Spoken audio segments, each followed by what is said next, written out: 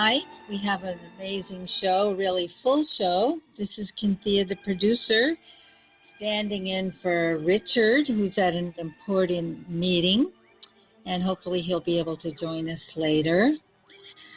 Tonight our show is going to be addressing a topic that keeps coming up in the consciousness regarding the goddess. And what we're going to do is I'm going to introduce everyone. You know us all. We've been on the show many, many, many times.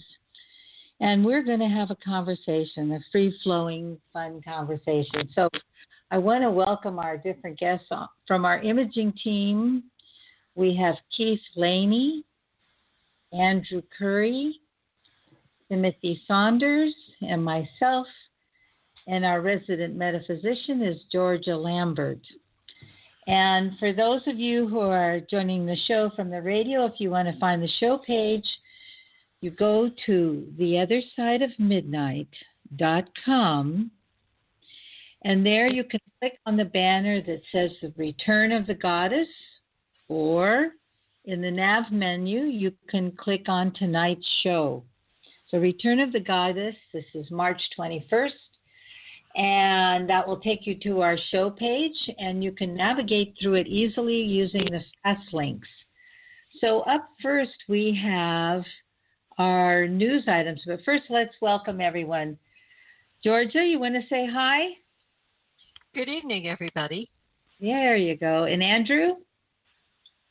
Hi, Kynthea. Hello, everybody. Welcome. Keith? Hi. Okay. And Timothy? Good evening. Good evening, all everyone. All right, beautiful. So we have people from all around the world here. So tonight in our, well, before I get to the news items, this is a time of great change. And the circumstances of this coronavirus is a catalyst for changes on many levels, consciousness and economics and health.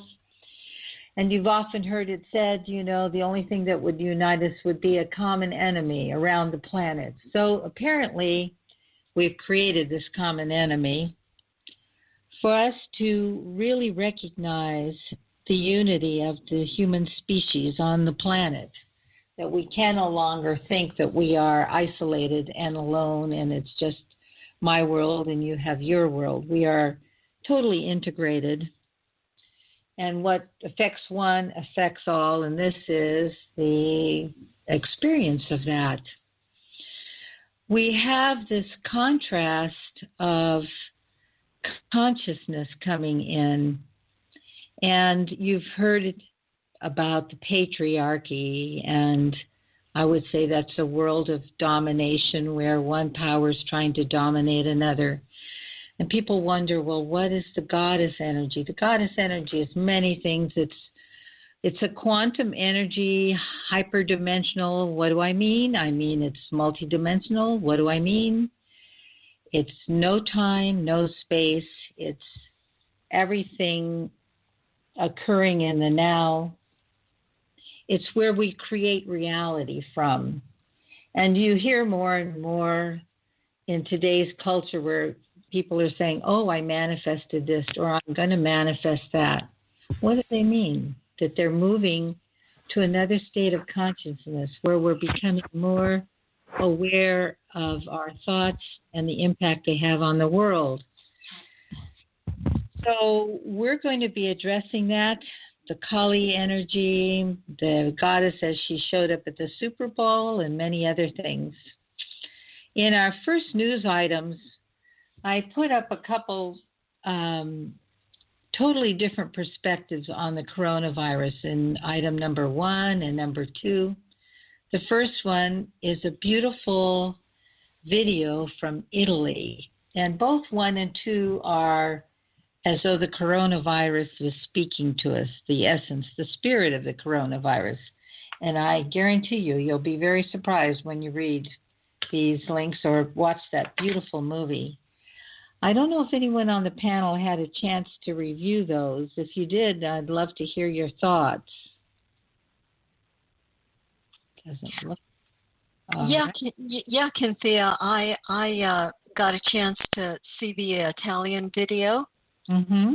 and it's very similar to a blurb that was put out by David Spangler, who was one of the original Findhorn participants. Oh. And he talks about the virus on a microscopic level, and instead of seeing it as the enemy, seeing it as something that's delivering us this magnificent opportunity to take that step into oneness instead of the separateness that's been so prevalent. Yes, and I also appreciate, and I think Findhorn would relate to this, the relationship that we have with the planet, the consciousness that we have with the planet, the unity that we have with the planet. And pretty amazing. I really recommend you all check that out. The third link is a little bit humorous, but it has to do with the fear that culture is holding, that we are holding, and why it's so necessary to move from fear to solution and to be heart-centered. So I want to welcome Georgia, if you'd like to share about your two items, your beautiful paintings, and what they speak of. Oh, all right.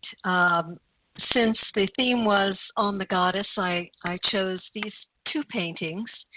The first one I did the week after the tsunami in Southeast Asia that happened some years back. And it's hard to tell by the thumbnail and even the enlarged version, but the waves at the bottom are destroying the trains and the buildings, and you can see people in the waves, and the souls are lifting up from the water into the heart of the World Mother. And this is sort of an iconic depiction of the World Mother. I made her sort of Polynesian because it was that part of the world. But, of course, you know, it has overtones of the Virgin Mary and this mother goddess figure that you see in so many different places. There's a famous book by Jeffrey Hodson from the Theosophical Society that has beautiful paintings in it, and one of them depicts the World Mother very, very similarly. So this would be the gentle, the nurturing aspect of the goddess. I call that painting Rescue. The second one is the lion goddess Sekhmet, which is the destroyer aspect, the sort of Kali aspect of the goddess. And that particular painting is full of symbology. Everything in there is meaningful, too long to go into. But basically, it depicts on the left side of the painting the sunset light of the passing age and the pre-dawn light on the right side of the age to come. And we have the heart of Orion with that beam coming down into the activity of the old age and into the heart of the earth. And that angle is not a 90-degree angle. It is an 86-degree angle, which in military terms, to 86 something means death. And this is the death of the old age and the beginning of the new. I also painted the lion as an African lion, but as a North American panther, because in esoteric tradition, the light of the old world is moving to the west as we begin this new age. Wow, that is a perfect opening for our planetary experience of this energy as it's coming in. And that this is an experience that we are moving into larger realms of existence. Keith, you have some amazing images that echo this energy that you have been finding on the planet Mars. Would you like to share your items? Everyone just click on the fast links for Keith. We'll take you to Keith's items. Sure. I didn't start out looking for a goddess on Mars, but the images kind of bore it out. If you look at my first item, it's Apollinaris, and it's actually a huge shield volcano on Mars called Apollinaris Mons. Excuse me, get my tongue untied here so I can talk to you. But if you click on it, it's a huge goddess. The entire shield volcano is. You see, it's a profile face looking to the right.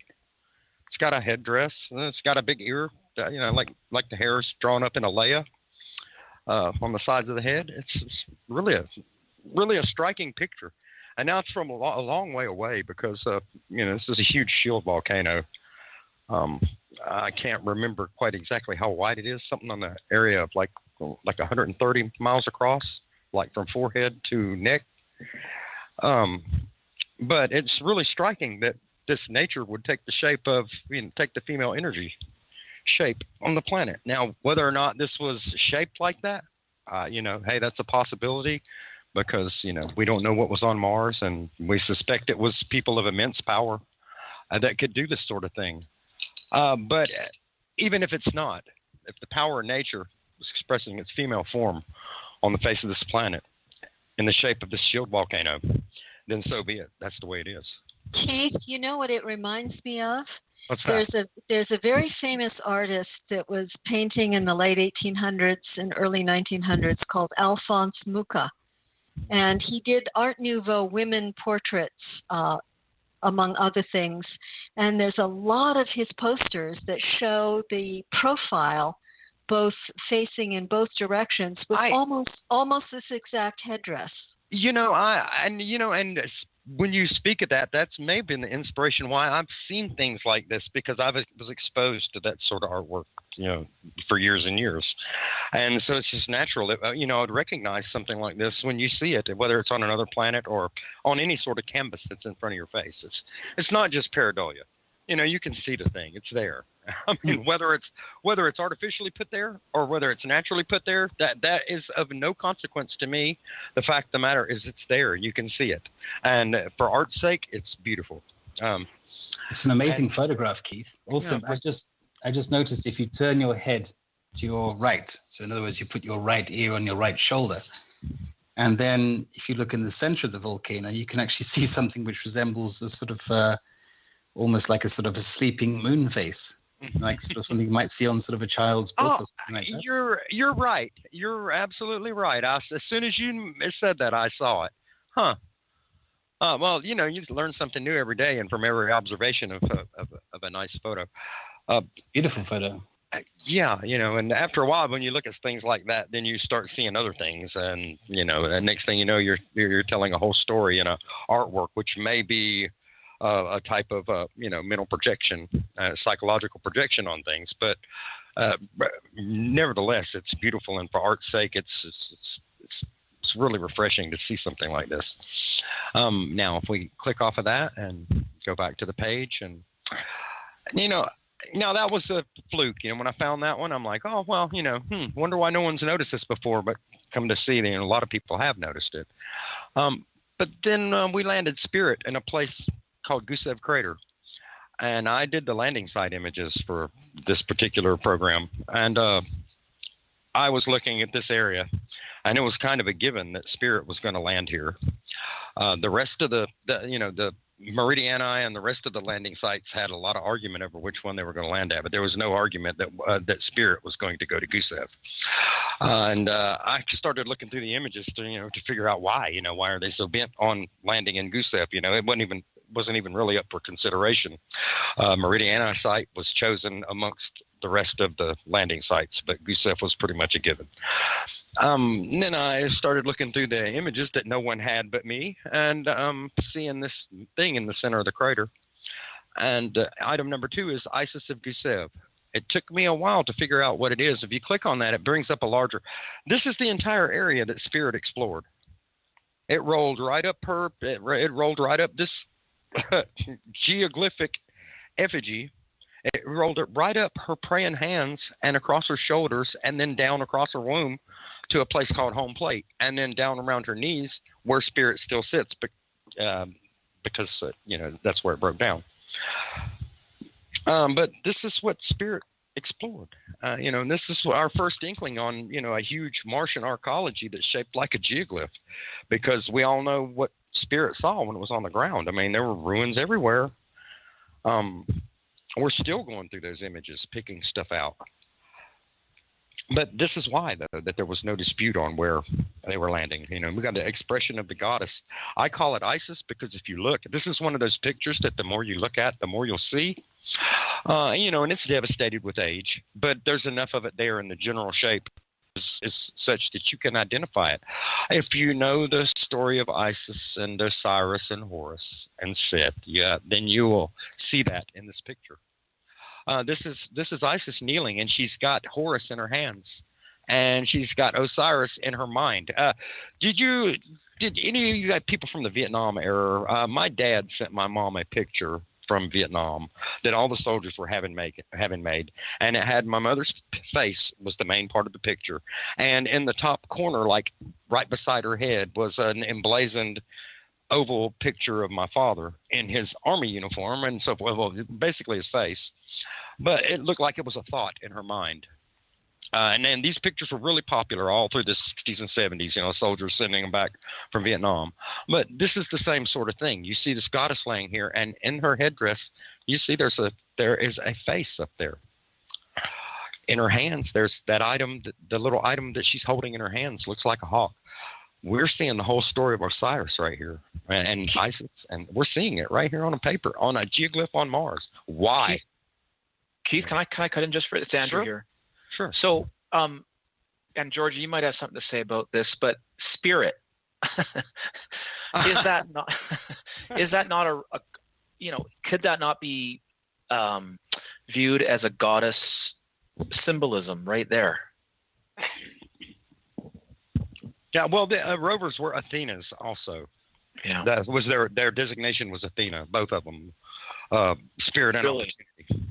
Really interesting. And Keith, can you review one more time the path that Spirit took?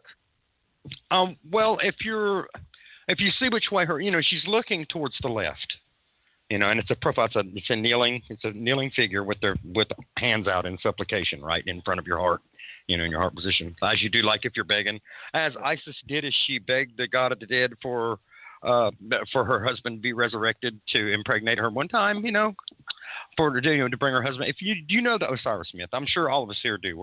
I don't have to go and rehash all that. Everybody here knows the Osiris myth, but here it is in a geoglyphic effigy. Now, I didn't put this here. It's on Mars. We just took a picture of it. And, inquiring minds figured it out, look at it and see. This has bugged me for years and years. I'm looking at this thing going, there is no way that this is possible, that this is what this is. No way. Because I'm a skeptic at heart, and a big-time skeptic. And then the more I look at it, I'm like, well, wait a minute, man. This is. And then you look at the ground pictures, and you see it's just devastated ruins after devastated ruins as Spirit is crawling across this thing.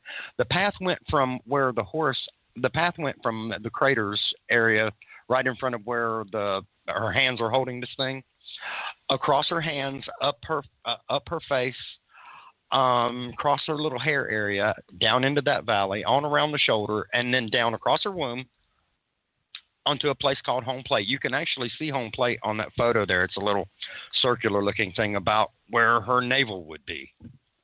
So in other words, home plate is her womb. I would guess so. Yes, I would guess so.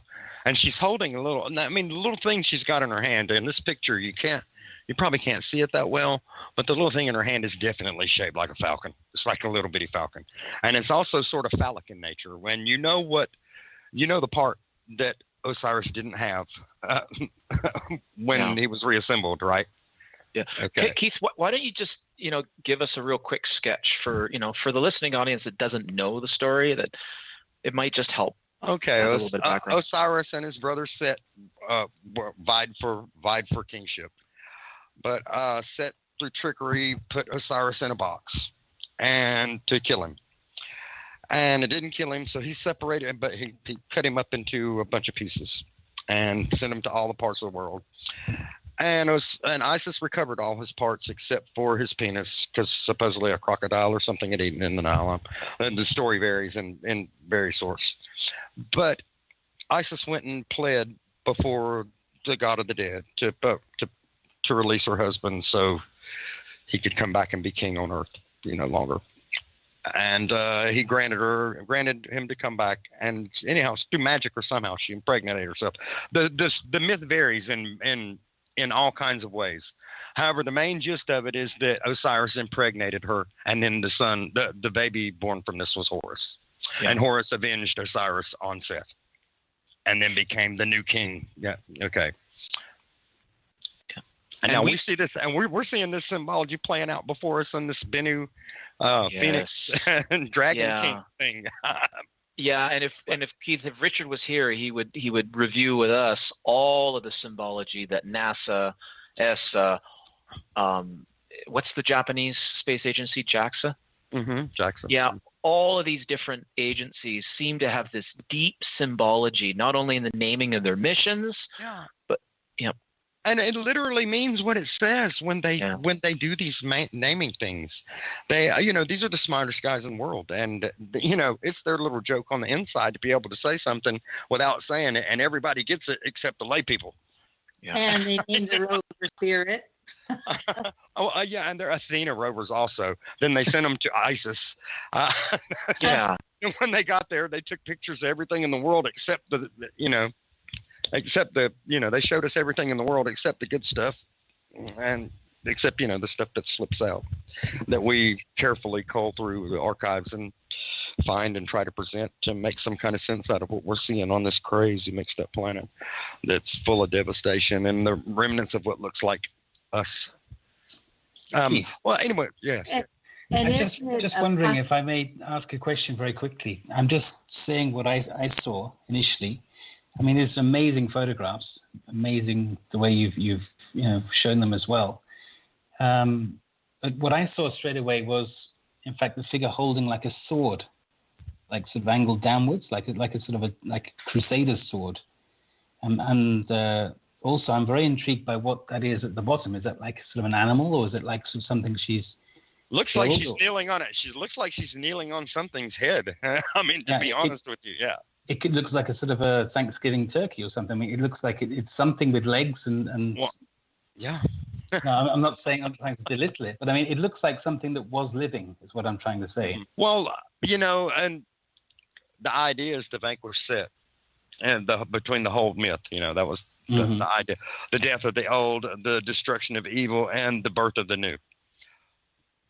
But it's incredibly detailed. All the time you've been talking, I've just been staring into it. You just see more and more details. Yeah, well, you should. I also have these. I have the full-size images that MRO took of this up on Gigapan, so you can, you can dive down and see the small details as well as zoom back and see this. Matter of fact, MRO took the Mars Reconnaissance Orbiter took an image of this with almost like a 0.06 tau, which means the sky was incredibly clear, and it shows the nitty gritty dirt grains down there. But as far as if you're looking for little small items on the surface, it's not going to help you. Actually, if you're looking for ruins, it's not going to help you much either to see if that resolution. You need to be back a little bit so the devastation is eased off. The so-called Gigi effect. It's like trying to swat a fly with a shotgun, or trying to hunt for a needle in a haystack with a telescope. So Keith, you said something really interesting because Georgia said it kind of right off the bat after Kynthea sort of brought Georgia in with her beautiful paintings. Georgia, I didn't know you painted. You're amazing. Yeah, that first painting is awesome. Oh, thank you so much. So harps and sword bearing, and now an artist. Is there anything that you don't do, dear? I have a lot of strange hobbies. Well, if painting's strange, then a bunch of us here on this panel are very odd. So, no, it's so beautiful. But no, you said something, Keith. You go, destruction of the old and the bringing of the new. So are we seeing, if this is true, if this is real, and we've had many, many shows about our work on our different space agencies' imagery and the kinds of things that we think we're seeing on a repeated, constant, frequent level. In other words, geometry, which is where Richard always wants to be, and he's right about that because that's what most people can sort of recognize first, and we're seeing a lot of that on Mars, amongst other places like the asteroids that you mentioned.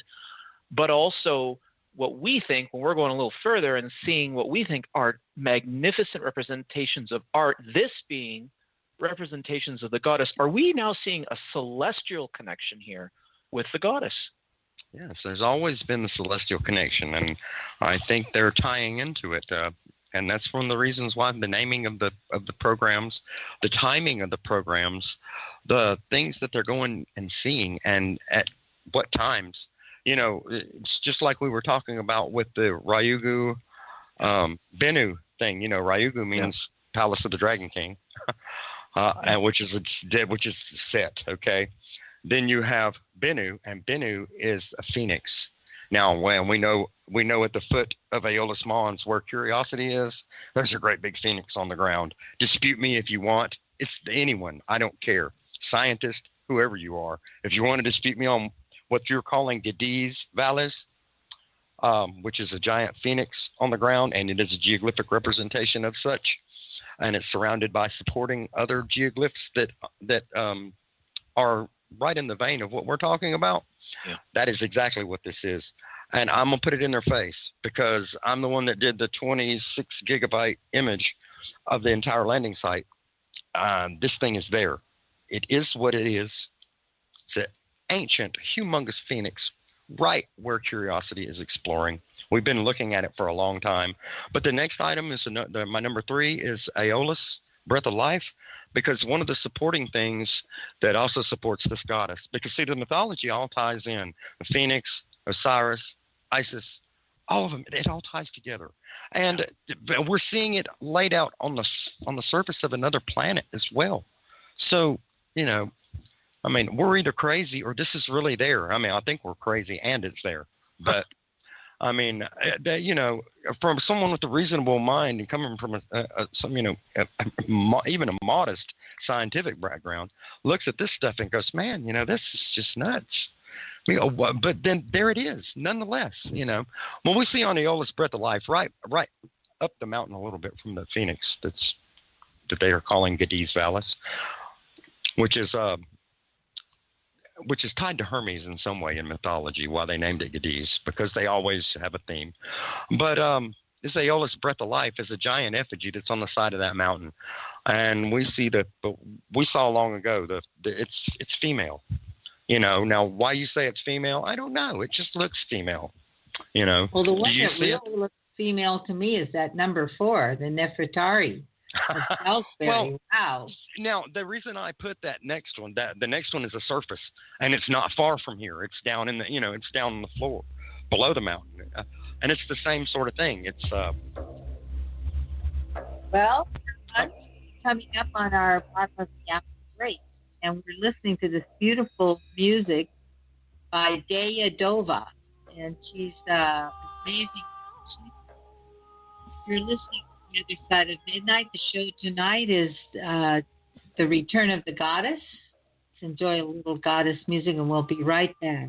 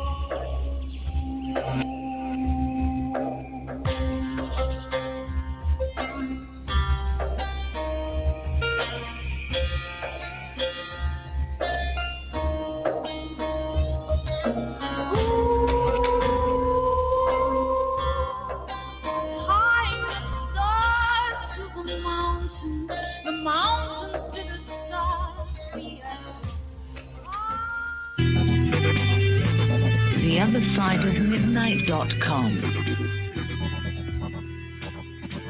Tune in to listen to Richard C. Hoagland and his fascinating guests. Join Club 19.5 to get access to exclusive member benefits.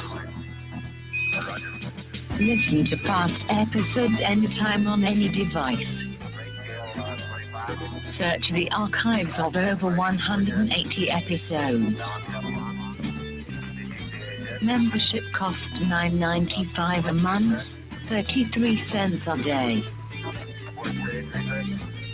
Support the broadcast that provides you with the most interesting conversation available. Talk radio at the cutting edge of science and thought. theothersideofmidnight.com.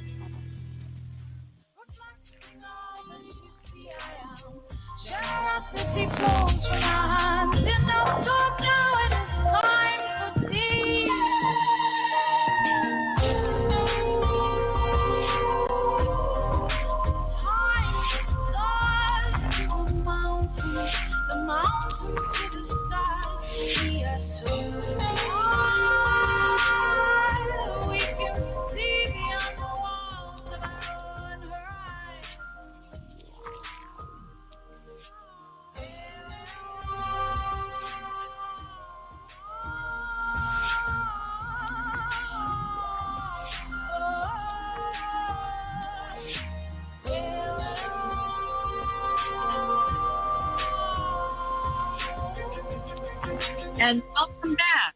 The Other Side of Midnight. Those of you who are just joining us, if you'd like to find the show page, go to theothersideofmidnight.com and click on the show banner for Return of the Goddess. And tonight with us, we have our imaging team, Keith Laney, Andrew Currie, Timothy Saunders, myself, Kynthea, and our resident metaphysician, Georgia Lambert. And we're in discussion about the goddess. Keith was just going over traces of the goddess on the planet Mars, where we're finding this energy manifest throughout the solar system as we know it, as we're discovering. And Keith, did you want to finish up with a couple items and then we'll move on? Yes, because we were almost done. Thank you. I know we were on, oh gosh, which one was it? Yeah, we were on the number 3, is the Aeolus Breath of Life. Well, yeah, I think we'd just gone to number 4. And number 4, the reason I included those two is because they're so similar to each other. And now, of course, you know, the number 3 is a picture from orbital, and that is a huge mountain it's a huge piece of mountain on Aeolus Mons that's shaped like a lady that's like blowing, just like a kiss of life, like you know how you blow on a boo-boo. But that's what she's doing in that picture. And then the one on the surface is quite smaller. The little thing's only like 18 inches tall, and it's on the side of Salisbury Mound. And I've included on number 5 is a link to the Gigapan image of Salisbury Mound on that day that has this in it. But I included those because they're so similar. You know, you see they're representing the same, maybe the same race, maybe the same facial characteristics of a certain type of the human race that was on Mars. But either way, it's female, just like the one above it. You know, and I love the above and below thing. You know, we're seeing something from above, then we get down on the ground, and there's a little statue on the ground also. So, hey, Keith, what more confirmation do you need? Mm-hmm. Keith, can I cut in for a second? Sure. Can you tell the listeners and anybody here who hasn't seen this, because this might have been in one of our private conversations about the larger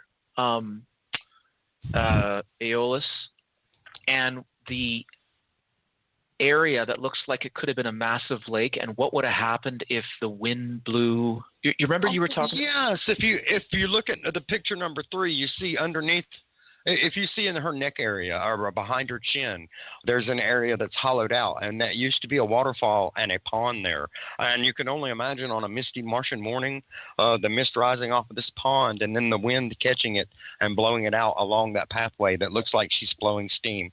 across the surface. Yeah, and that was probably a feature in the past, but that's rampant speculation. But it only just I for one think this area at one time it's still beautiful, but at one time it had to have been just the most heart-rendingly beautiful place you've ever seen.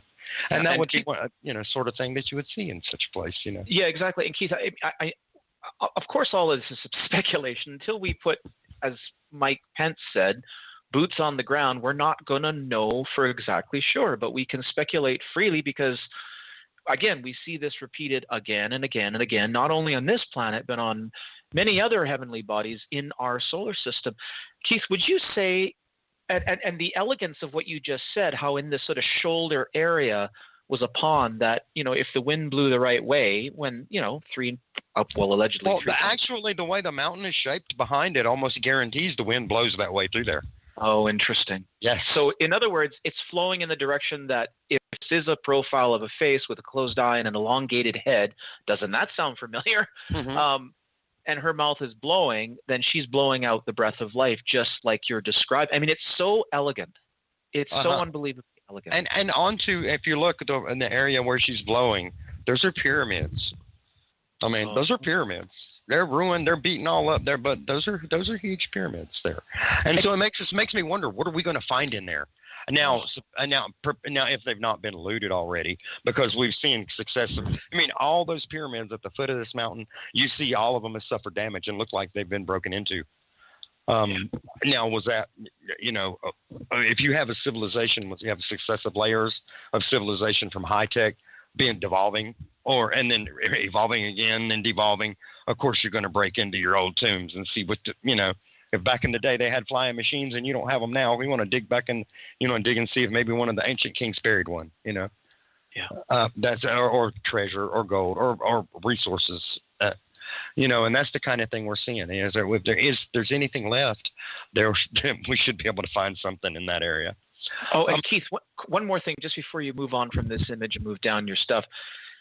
What she's blowing on the top of, to me, I can't get over it, but it looks to me like a baby's bowed head to her, kind of with a shoulder and with knees, like as if she's holding a child. I mean, it's my perception, right? Well, but it may be, Andrew. If it's at all like we propose it to be, then that is quite a possibility, because that's the sort of thing that's associated with that image.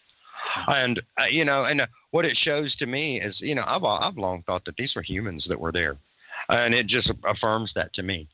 Because what alien race is going to feel like that? I mean, of course, we wouldn't know, but it would seem to me that that's an entirely human thing. Yeah, it's an entirely human thing. Now, we'll move on to number 6.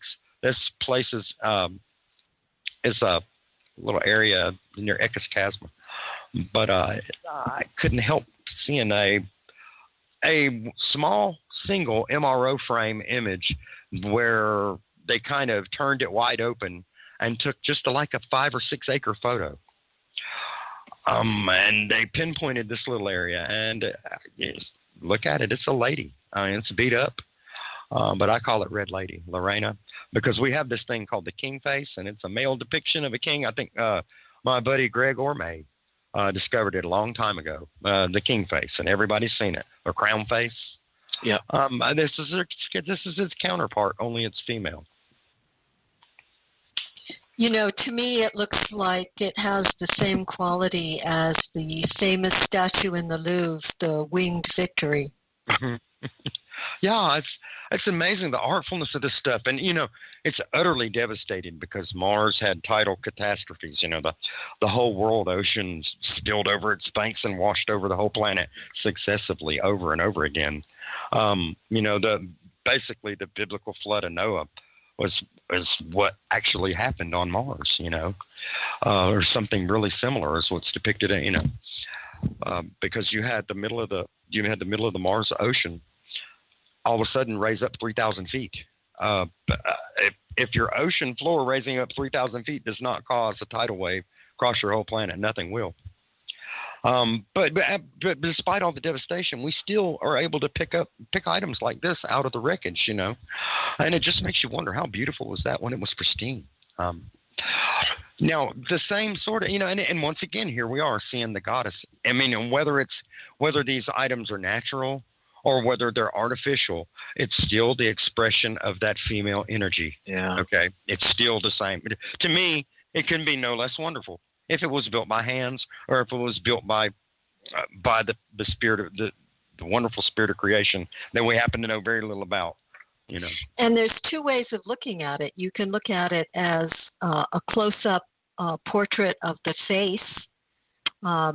But what struck me was looking at it with a full figure bending to the left, where the depression in the upper left is the face, and behind that is the wing on this full body.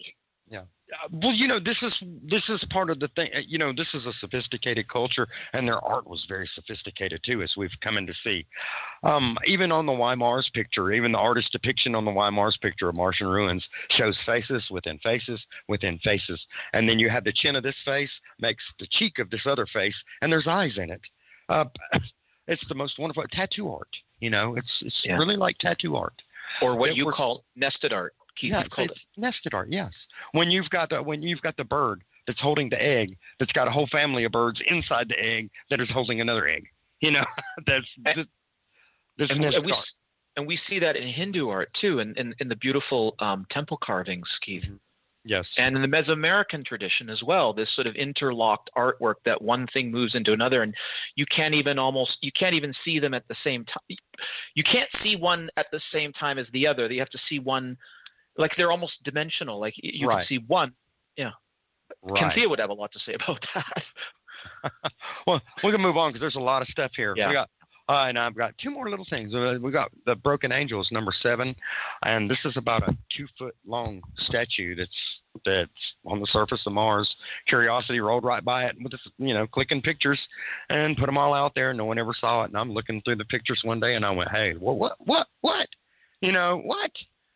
But, even the AI sees it. I took and did an AI sketch. The lower right-hand corner is the AI sketch of this actual rock. I took the picture and I ran it through AI art detection software and so it could see what the AI saw in the same photo. And the AI made a sketch of what it saw. And it's pretty much, it sees an angel also. And Keith, you're not out of line doing that because there was a recent study, and I believe Richard talked about it a few weeks ago, and I know you're aware of it, where there was a recent study done on the dwarf, or no, I guess it's the protoplanet or whatever Ceres. Is it a dwarf planet or what are we calling it now? Yeah. Yeah. Anyways, it's and there was those very strange forms in the Ocrater crater, right? And AI was seeing geometry, and then the researchers or some people were going, well, no, that's just AI making a mistake. Yeah, well, I've been using AI processing to really, really super detail some pans lately, and we get some pushback from it. But to be honest with you, the technique works, and it makes some of the clearest, most fantastic pictures you've ever seen. Because you're teaching a machine to teach itself how to look through the photo and clean everything out to make it look like it should look, to pull out what eyes can't see. We've heard Richard talk about this forever, how the computer sees all that. Yeah. It sees more than you can. Yeah. And so, this is the computer's taking what it can see more than we can and putting it into a representation that we can see. And yes, you can make it hallucinate. If you make it work too hard, you can make it hallucinate. So where something that's there that's, it's something will show up in the photo that is not actually there. But the idea is, man, you can mess up a photo with unsharp mask, So the object is when you've got a filter is you use it properly. Don't rely on it for everything, and use it as it's supposed to be used. But in this case, though, the AI is used as art detection, and you see the result. It does see it. It sees the same thing I did. It's a broken statue of an angel, and that thing's been laying there buried and broken since the catastrophe. And there's probably other little doodads on the surface around it. It's Sol 59 if you go to Gigapans, or you can search Google. Gigapan's search function doesn't really work that well, but if you want to find any Gigapan you want of Curiosity's image, just search Google for that Sol and Gigapan. And you'll find it. Most of the time, you'll find one of my images, or you'll find one of Neville's images, or you'll find one of Neil Spence's images. Well, one of us has the darn pan. I mean, yeah.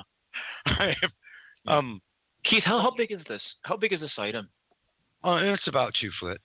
It's about 2 foot wide, about 2 foot long. So it's humans. It's like humanoid size. Like a little alcove. It's like a little Mother Mary alcove statue. Yeah. You see the little alcove statues. Yes. Yeah. Yeah. There's one broken on the ground, laying there. It looks like a piece of her wing. The piece that broke off is sitting right there in front of her. Looks like a piece of a wing. It really reminds. I was just going to say, it really reminds me of. I grew up around Salisbury Cathedral in the UK, and it really reminds me. Inside there are sort of like sculptures of Templars, knights who've returned from their crusades. And they've been there around, ever since, however many years it is, 600 and something years ago. And, the style could be absolutely something that you'd find in Salisbury Cathedral. And yet this is on a different planet. Absolutely. Yeah. That Mars never ceases to amaze me. It's like I said, a lot of people, they think, that Keith Laney, he's a loon. He believes this and he believes that. Oh, no, you obviously don't know me. No, I don't believe any of this, man. I don't. I look at this wide-eyed and go, no way. You're kidding me. But then I look at it again, and I get another image that's contexting, or, I find evidence in another article that's just like it somewhere else. Or, it always confirms itself to let you know that now this really is such a thing. No matter how hard I try to deny what these things might be, it still comes back to there they are. You see it. Whether it's natural or whether it's man-made, it's still there, regardless, and it's no less wonderful because of the original. Hey, Georgia. Yes. What does esoteric writings say about this kind of concept, like in terms of the possibility of other worlds, like just even within our solar system having this kind of material? Is there anything like that? Oh, sure. Well, of course, in most of the world's religions, there's the idea that we're not alone in the universe. And, when you think about it, take a look at Earth.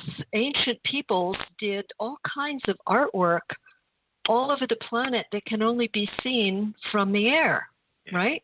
Everything from the Nazca lines to, some of the other sculptures like the Glastonbury Zodiac, which is partly natural and partly man-enhanced. It's a huge zodiac that's absolutely perfect, that's 12 miles across in diameter. So if we think of humanity creating art that can only be seen from the sky, doesn't it make sense that other cultures on other planets would do the same, that they would also be enhancing their natural landscape or creating from scratch artwork that could be seen from the sky? Yeah. It seemed like on Mars that they made it a status symbol. They did it everywhere because the surface of Mars has more of this than anywhere I've ever seen. And I try to look through the Earth satellite imagery and so forth to find analogs, and there are here and there, but not anywhere on the scale like what's on Mars. You can't just roll through the Google Earth images on Earth, even if you turn it back to the black and white ones, and find stuff like this. It's just not there. You got the Plains Guardian, looks like you got an iPad on. You got a couple of them, and that's it. You have the stuff man has scratched on the surface, but as the big, huge geoglyphic artworks like we see on Mars and some of the things that I've just shown, no, there's nothing like that. And it just boggles my mind that all this stuff is human. Now, I'd like to jump in. Uh-huh. I'd love to jump in here. The next one's called love. So in my items, I have a number 5, which is the alphabet versus the goddess, the conflict between word and image. And Dr. Leonard Shlain, he goes into this concept of the right side of the brain working with images and the left side of the brain being more linear. And what we're seeing here in your Martian photos is a very image-rich culture, which leads me to believe that they were highly developed in their right brain, which is a non-spatial, non-linear type thinking. And as our species has evolved, and when you look back at the ancient ruins, you see more again of the predominance of image ruling. It's an expression of another state of consciousness, and so these are clues to the state of consciousness that the ancients were predominantly functioning in, or the Martians. You can tell it had civilization from the geometry. You can tell it had a culture from the art. Mm-hmm. Yes, that's a lovely way of putting it, actually. And the elegance, everybody. There's just this beautiful flow line that goes with these magnificent geoglyphs that, Keith in his gigapans and the other fellas that he mentioned. So far, it's fellas, ladies and gentlemen, that are doing the gigapans. And the gigapans, Keith, can you describe what a gigapan is so people understand? Those that are new in the audience. Yeah, well, it's basically making a panorama out of all Curiosity's images of a certain day. Curiosity goes and it takes a picture, then another picture beside that one, and another picture beside that one. Sort of like if you were with your cell phone trying to take a big picture of the Grand Canyon and then put it into a panorama later on, or with your phone's software. Only this is using the Mars satellite, the Mars images to do so. And I also make them out of the satellite images too, because they have overlapping coverages. And I'll take them and put them together and put great big huge images. That's how come we have a huge 25 centimeter resolution image of the entire area of Curiosity's going to explore and spend its entire lifetime. And it is the land of 10,000 pyramids. I mean, Mm-hmm. I think there's some very famous French woman who also does gigapans. I don't remember her name right now, but there is a woman out there doing gigapans too. Oh, good. I'd like to throw something in that Kynthea just mentioned when she was giving reference to that book. The way the human brain is constructed, the two hemispheres of the brain are pretty mirror images of each other. Not exactly, but pretty close, except in one area. Both of the speech centers are in the left hemisphere. One speech center has to do with the mechanics of speech, your breath, your tongue, that kind of thing. And the other has to do with meaningful speech. But they're both in the left hemisphere. On the right hemisphere, in an area that should mirror the left areas, is a very curious little area of the brain that is activated in certain types of meditation. And it has to do with not only reception of higher life via meditation, prayer, spirit, that kind of thing, but also in ancient times, this particular area of the brain had to do with receiving the impress from the forces of nature. There's an amazing book that doesn't use esoteric language, written by a fellow named Julian James, and the name of the book is The Origins of Consciousness in the Breakdown of the Bicameral Mind. And he talks about an earlier civilization on this planet, a pre-flood civilization that was very psychic and very right-brained and very in touch with the forces of nature. And maybe later on tonight we can talk about how we're sort of coming back to that at a higher turn of the spiral. Yeah, that's beautiful. George, I got to add something really quick to that, and the idea of nature. With this whole, situation that's happening on the planet now, and I know everybody on the panel here wants to, has their thoughts close to everybody. I want to thank everybody, in the listening audience and Richard's audience for listening to us. Richard was really busy tonight. He had something really important to deal with. He might drop in if he can. But for everybody to listen into us as we sort of take the show over, whether you're sort of a bit of a shut-in or you just can't get out or you're self-quarantined or whatever, it is, as always, an honor for all of you to listen to us, to give us your time and your heart. And I'm going to say, Georgia, we've had a beautiful number of days, and I have to sit inside and stare at the outside because I have to self-quarantine for 14 days because of the recent travel into the States. And I have never seen so many people going for walks ever. The sunshine up and down our street and getting out and being in the trail. I mean, I can't see the trails from here, but I assume out in the parks and the trails. So it's a fascinating thing that you're saying right here, and it's ringing the bells right now. Wonderful. And the doggies on leashes are very happy about it. Mine sure is. Right. Everybody's enjoying nature. Oh, by the way, I remembered the name of the French woman who does gigapants. Her name is Damia Buick, Bouic, and she does exquisite planetary image and imaging for the Planetary Society. Wow. So for those who are interested. But this opportunity to reconnect with nature, I think, is one of the benefits of this quarantine. Strangely enough, we're reconnecting with our families, and perhaps we're going to be activating those parts of the brain Georgia was just talking about on the right side of the brain, the highly psychic, intuitive. Maybe we're using this as a catalyst to open up other senses of awareness. Well, I'd like to speak on that later on after our break. Right. We still have a few minutes. One last picture that we had, the one on love. We didn't go through that. If you click on that one, it's all about love. Whether it's the female energy, it's all about love. Okay. The universe runs on it. Okay. Love is the opposite of evil. It doesn't burn up.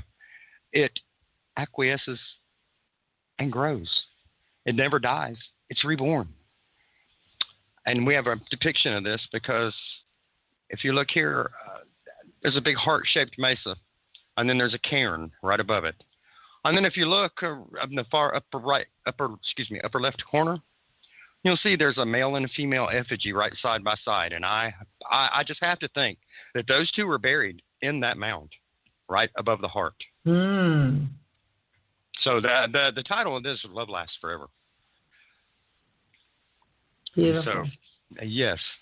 And so we see, and if you notice, the female is superposed on top of the male in the two faces now. The female has gathered a little bit more damage because of the position of being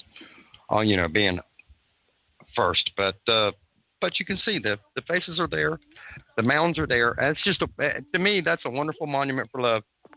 Thanks for listening to this exciting first hour. Now, the second and third hour of the show is available to Club 19.5 members only. Please support the show by subscribing to Club 19.5 and join our very interesting community.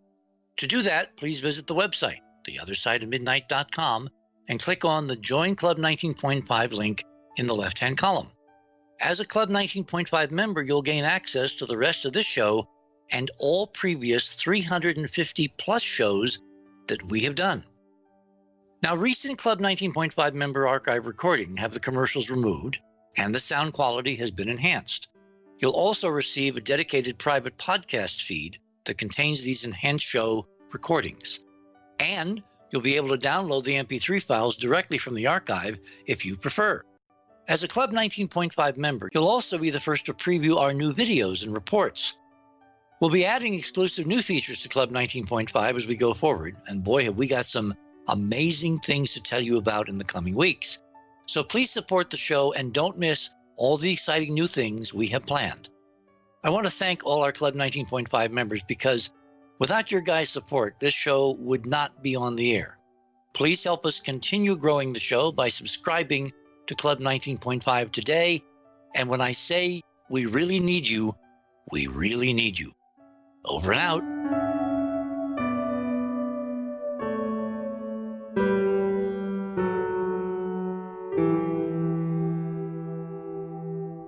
you.